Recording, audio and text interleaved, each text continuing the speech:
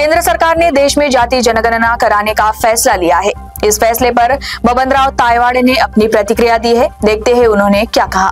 हे बघा, आज फार मोठा दिवस आहे। अक्षय तृतीया आज आहे आणि अक्षय तृतीयेच्या दिवशी आम्ही आमच्या पूर्वजांची आठवण करत असतो, पूर्वजांना आपलं स्मरण करत असतो असं म्हटलं तर वावगं होणार नाही।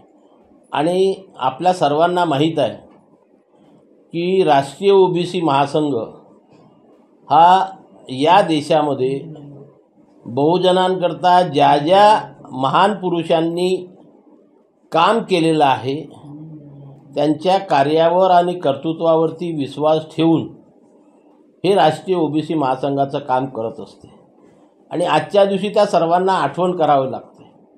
आणि आज या दिवशी जी पूर्ण देशातल्या ओबीसी समाजाची प्रमुख मागणी होती, पूर्ण देशामध्ये राष्ट्रीय ओबीसी महासंघ असो किंवा इतरही ओबीसीसाठीच्या उत्थानाकरता काम करणाऱ्या संघटना असो, सर्वांनी मिळून मागच्या 10 वर्षापासून या देशाच्या विविध राज्यामध्ये जाऊन ओबीसीचा आवाज जो उठवला आणि बुलंद केला आणि संपूर्ण देशातनं ओबीसीची जातनिहाय जनगणना करण्यात यावी व ते आता 9 शेड्यूलमध्ये टाकण्यात यावी ही मागणी केंद्र सरकारला मान्य करावी लागली। आणि आज केंद्र सरकारने तशा प्रकारचा निर्णय घेऊन पूर्ण देशामध्ये ओबीसींची जातनिहाय जनगणना करण्याचा जो एक महत्त्वपूर्ण निर्णय घेतलेला आहे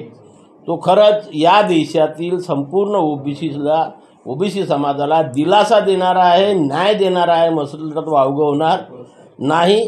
आणि म्हणून मी आज केंद्र सरकारचं प्रधानमंत्री नरेंद्रजी मोदी, गृहमंत्री अमितजी शहा, त्यांचं संपूर्ण मंत्रिमंडळ यांचं संपूर्ण ओबीसी समाजातर्फे मनापासून अभिनंदन करतो, स्वागत करतो की त्यांनी एक फार मोठा धाडसी निर्णय आज या ठिकाणी घेतलेला आहे। यामुळे ओबीसी समाजातील सर्व कार्यकर्त्यांना एक नवचैतन्य मिळेल आणि खूप प्रतीक्षा केल्यानंतर का होईना परंतु एक न्याय मिळण्याचा मार्ग सुरू झालेला असं म्हटल्यास वावगं होणार नाही। त्याचबरोबर ही जातनिहाय जनगणना करण्याकरता ज्या ज्या सर्व लोकांनी या ओबीसी संघटनांना सहकार्य केलं त्यामध्ये प्रामुख्याने राहुल गांधी, त्यांचे सर्व सहकारी, विविध पक्षाचे सर्व सहकारी, प्रत्येक राज्यातून मोठ्या मोठ्या नेत्यांनी लोकसभा असो किंवा राज्यसभा असो दोन्ही सभागृहामध्ये आवाज उचलला आणि आमच्या या जातनिहाय जनगणनेच्या मागणीकडे सरकारचं लक्ष वेधून ते पूर्ण करण्याची वारंवार मागणी केली। त्या मागणीला आज यश मिळालं आणि आज त्याला मूर्तरूप आलं आणि केंद्र सरकारने शेवटी जाहीर केलं की आम्ही या देशामध्ये ओबीसीची जातनिहाय जनगणना करणार।